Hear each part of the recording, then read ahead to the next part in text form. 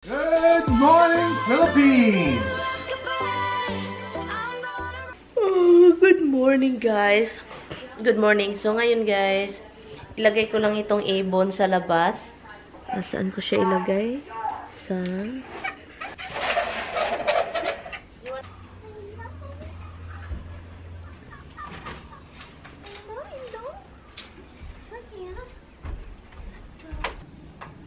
Where's Roxy? What are you doing over there? What are you doing? Ah? Tingnan nyo yan. Kaya dyan lang siya. Hi guys. Nilagay ko dito yung orchids. Look, nilagay ko siya dito sa bintana. Kasi parang masaya siya ba? And also, dahil sobrang daming yung lumilipad. Oh, look, mga ganun. Yung mga lumilipad-lipad na maliit na itim. Nilagyan namin dito, nilagay ko siya yung binili ni Tami. Nilagay ko itong dalawa. Kasi yung sobra kasi nito. And guys, kung makatingin kayo sa ilalim, ang daming namamatay. Look, ang dami, di ba? Ang dami, as in. Pumasok sila, doon natigok. Look, ang dami. And yung isa din, ang dami din. So, yun, ang daming namamatay na dahil sa, yun, kailangan kong bumili ng marami ng ganito. I don't know, sa regular grocery store ata yan ni Tami nakita. I think nakita niya yan sa Lowe's. Yun, so sabihin ko sa kanya, bibili siya ng marami. Mga, I think, 2. Sa isang package kasi, 2 yung ganito.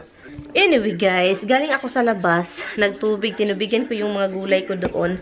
Yung lettuce, tinubigan ko. And also yung eggplant, tinubigan ko na. Pumunta ako sa mga halamanan ko kasi sa likod, sa backyard is gulay, and din sa harap is halaman. So guys, yung roses, ang ganda. Roses dito. Yan dito sa gilid. Tumubo na siya. Look, dito. Meron na tayong rose dito. Look. Meron na. And then, ang daming buds. Oh, flower buds, oh. Ang dami. Ang dami talaga. Yung iba almost mag-open na, oh. Look, ito din. Malapit na. Yan, malapit na silang mag-open. Yung roses doon sa kabila, may buds na din. Yan. Muntik na itong namatay na roses ba? So, inalagaan ko siya, guys. Tinitrim ko siya. Ngayon, masaya na siya. Look. So, andito pala sa harapan ng bahay is siya, mga halaman, mga bulaklak, ganun. Sa mga baguhan sa channel ko po, yung sa harap ng bahay namin is bulaklak. Yung sa likuran ko is mga gulay. Yung sa likuran ko is mga gulay. Sa mga bago dito sa YouTube ko, sabi pa, magtanim ka naman ng gulay, puro ka lang halaman. This is my 2nd year na nag-garden ako kasi usually, wala akong garden. Last year, akong nag-start gumawa ng mga garden ko doon sa labas, sa likuran ng bahay. Wala pa ako masyadong gulay dahil alam nyo na galing tayo sa winter and spring and then summer.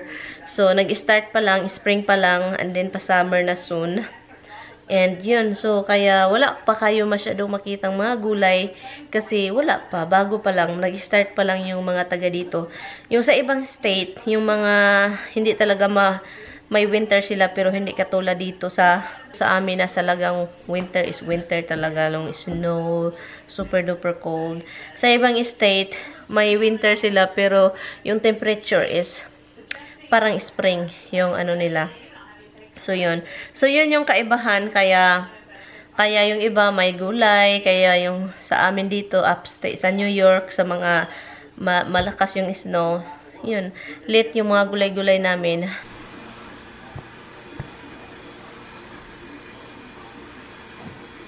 Hi guys! It's already 1 o'clock. And then, wala pa si Mister. Katatapos lang daw niyang naligo. So, ngayon ako, alis na naman tayo. Para kahapon nakalimutan ko kasi nawala sa isip ko ba na kailangan kong bumili ng gulay. Naglaba din ako ng mga tuwalya ng aso and sapatos ni Tami. Wala pa ako masyadong gulay, guys. Pagtutubo yan. Gusto ko ng gulay na ampalaya. Sus, ginoo ko ang tagal. Gusto ko ng ampalaya pero sabi pa nila next week pa daw eh. Wala, hindi ko pala na-close itong the whole night pala open itong garahian ko. Open yung garahian ko last night. Sabi ko mag-grocery muna tayo. Kasi kailangan kumain ni Mister, diba? Kailangan niyang kumain, kaya kain-kain. Marami pa akong gawain, guys. I don't know kung kailan ito kukunin ng sister-in-law ko. Tawag nun, yung mulch. Kasi sabi ko sa kanya, kukunin mo yung mulch. Kasi kung gusto mong kung gusto mong magamit ng mulch, marami naman akong mulch dito. Pero hindi pa siya pumunta dito para kunin. Hindi ko talaga alam kung anong ganap sa kanya, guys. Hi guys, dito na ako. Ang init, grabe.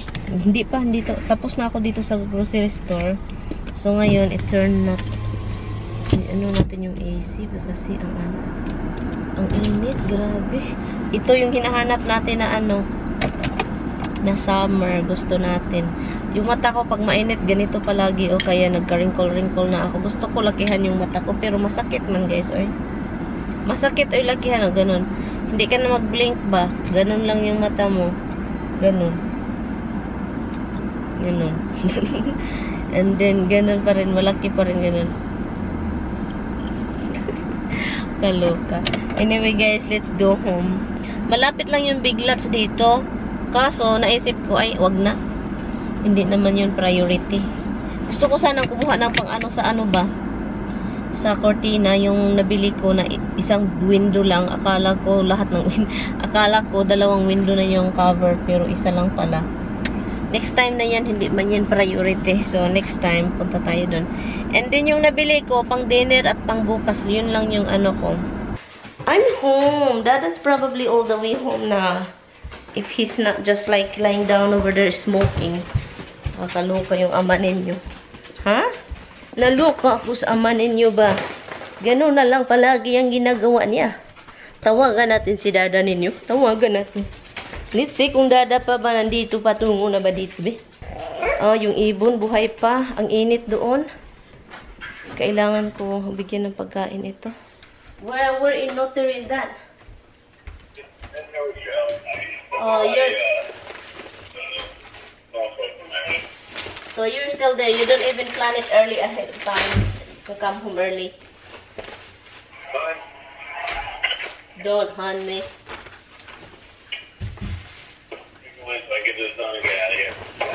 Bye. Tigas ng ulo. Sabi ng agahan mo. Hindi ko talaga inagahan. Lagi ka na ganun. Tigas. Hard head. Head. Magkano yung nagasto natin dito, be?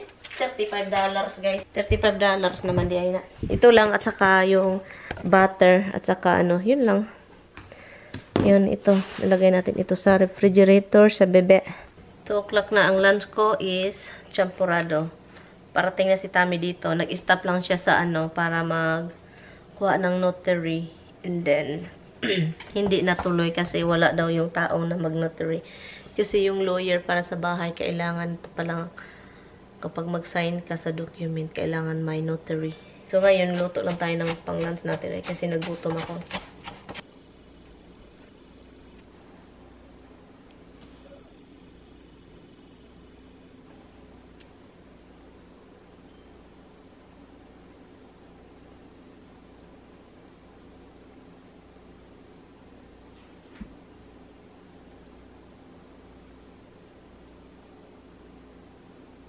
Nag-ano lang ako guys, magkakatayo ng string beans, mga pang natin para mamaya ready na, diretso luto na tayo. So ang gagawin ko is maghiwa na lang muna tayo ng mga sangkap, mga gulay-gulay. Si Mister patungo na dito. So ito lang yung gawain ko guys. Ang lang ito, parang stir fry na mix na gulay. So yun lang. Hello guys. Malapit na si Mister. Tignan natin yung garahian. Baka may ano, nakaharang ba? Alam nyo na, si Tami, back up yun. Magbabaking yun, hindi niya titignan kung may something. Bumili lang daw siya ng burger, sabi pa niya. Bumili ako ng burger kasi nagutom siya, lunch, wala daw siyang kain. Look. Mixed gulay, celery, string beans, and carrots. And then, itong pang ano natin. Mag-grill na lang ako. And then, nakatapos na po ako, guys. Ganito yung buhay, guys. Busy na busy tayo kasi darating yun si Mr. String beans. Tapos na. And ito na lang siya. Anuhin ko na lang ito. Ikakat and then hugasan. So, yun. And, i-grill ko to. Mamaya ko na to i-grill yung chicken. Ito muna, para kasi ito sa gulay, guys. And then, ito, potato. I-bake natin yan. Naawa ako sa ibon, guys. Alam nyo, binisita siya ng ibang cardinal. Kawawa talaga. Bigyan ko nga ng bagong tubig. Bigyan ko siya ng, preskong tubig kasi, na, hindi na yun maginaw. Okay, guys, almost 4 o'clock na. And, linisin ko lang yung grill bago tayo mag-start. Ang script, ito siya talaga. No, stain, nagra-rust na.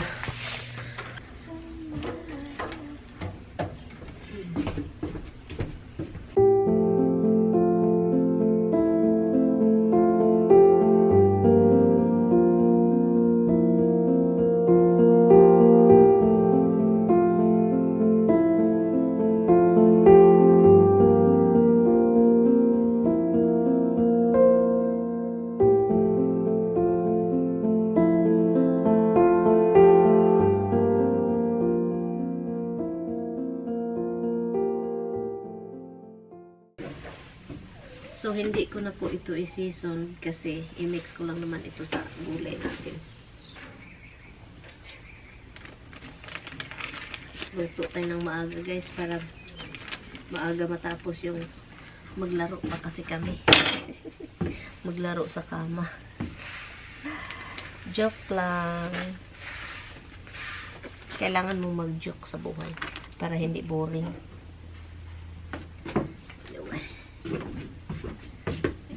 Steak. Other son. There's no way he's fine. Yeah. I don't know what made you think you let him go. Because he wants to go. He wants to go. He don't know what's how's gonna kill him. Hi, cutie.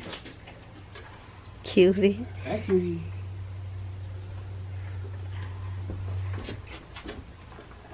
Your wing looks worse, actually. Huh? His wing actually looks worse. You think so? He freaked out, honey. You know, he doesn't like it. Hala, Roxy! Thank you for the kisses. Han, be careful. You might look, it's sliding. You know, it's like... Yes, sorry. Okay, guys. Tapos na. Hindi ko siya yung talagang niluto. Kasi, lutuin pa naman natin siya with gulay, diba? So, hiwain natin yan. Meron pa pala akong hiwain, Tapos na po tayo dun. Ito na naman yung anuhin natin. Naalala ko tuloy, guys, ba? Yung kapatid ni Miss Ten. So, naalala ko tuloy noon. Nung bumili kami ng bahay, ito. Sabi pa nila, kapag may bahay ka, dapat alam mo kung ano yung mga responsibilidad, ganun. So, ganun sila. Na-curious din ako kasi wala pa talaga akong bahay. So, na-curious ako. So, pero, palagi silang hindi pa kami nakahanap. Parang, sinasabi nila, malaking yan, responsibility. Totoo naman talaga, guys. Malaking responsibilidad yan, ganun. Kahit sinabi ko, alam ko naman yan. Kasi, kahit hindi pa natin ma-realize talaga kung ano. Pero alam natin na responsibilidad, diba? Pero hindi pa natin alam kung gaano kalaking responsibilidad. Ganun. Nung nabili namin itong bahay, palagi niya sinasabi, malaki yun, dapat ito, ayusin mo to kapag may problema, ito, ayusin mo ito, ganun. At sabi pa niya, dapat maglinis. Ang pinakaano ko talaga, every time na magpunta yun dito, ang pinakauna niyang gawin, maganon yun siya. Yung parang ganun ba, yung dust. Yung ganun. Tinitignan niya, dapat malinis ito, ganun-ganun. Kasi akala talaga niya na hindi ako marunong maglinis. Yung maliit na chandelier sa sa dining. Ginaganon niya, dapat ito malinis. Yun ano niya ba? And then, hindi pa kami naka-move.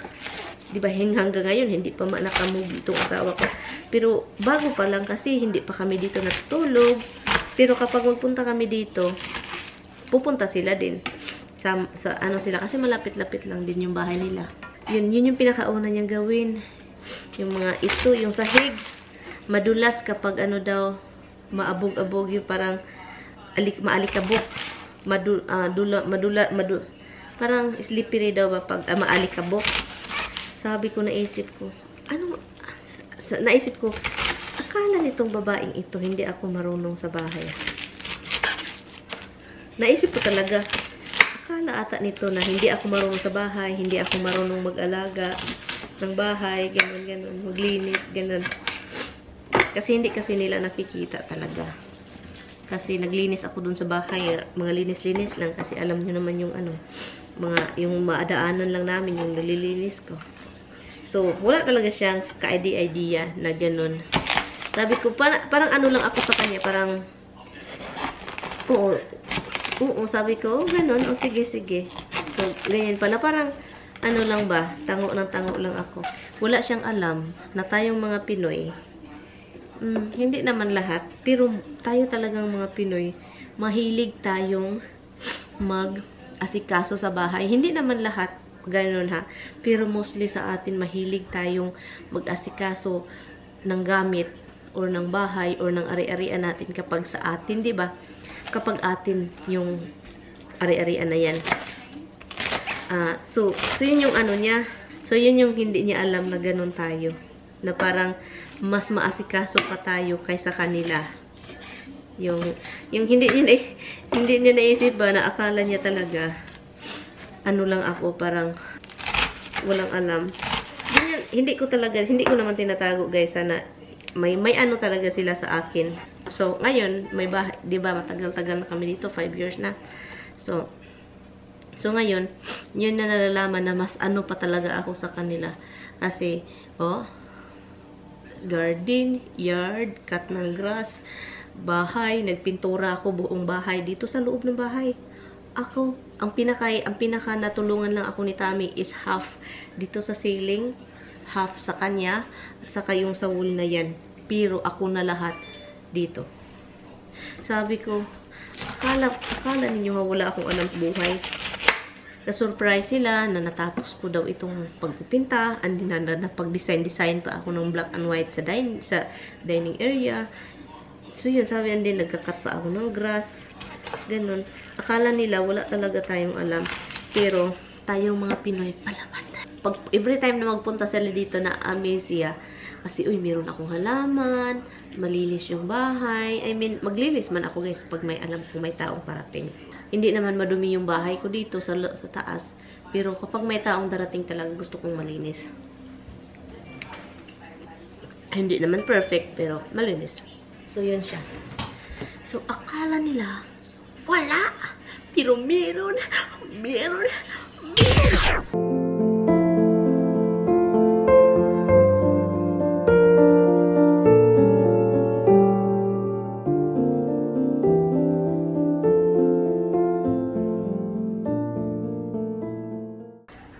And then, ito na yung steak. Yung iba, nasasayangan. Pero sabi ko, promise ko sa sarili ko, sa daming steak. Ngayon, naghalungkat ako kanina. Naghalungkat ako ng freezer namin. Dalawa yung freezer sa baba, diba? Yung flat, naghalungkat ako. Sabi ko, okay, ito yung steak. So, guys, may tinago pa pala, guys.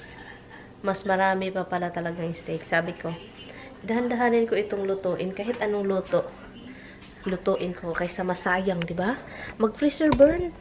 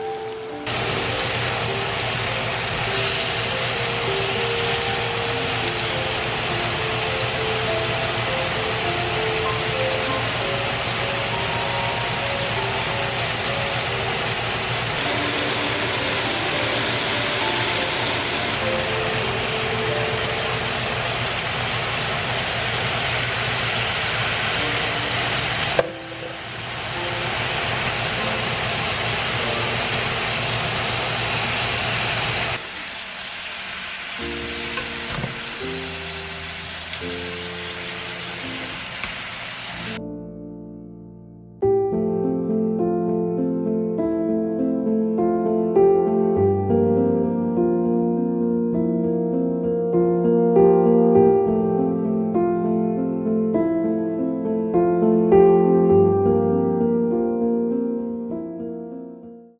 na guys, to be honest with you guys, ang sarap.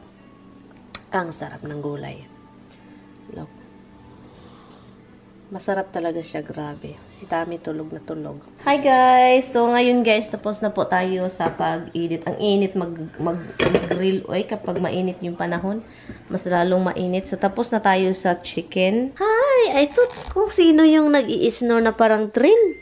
Ikaw pala yun? Ikaw pala yung nag-i-snore na parang train. Sabi ko, sino yan? Si Babag pala, oy. My little buboy pala, oy. Na I love so much my buboy. Oy, I love you so much, buboy. So, sobrang loving mo dyan, oy. Sobrang loving mo dyan nga mong baby, oy.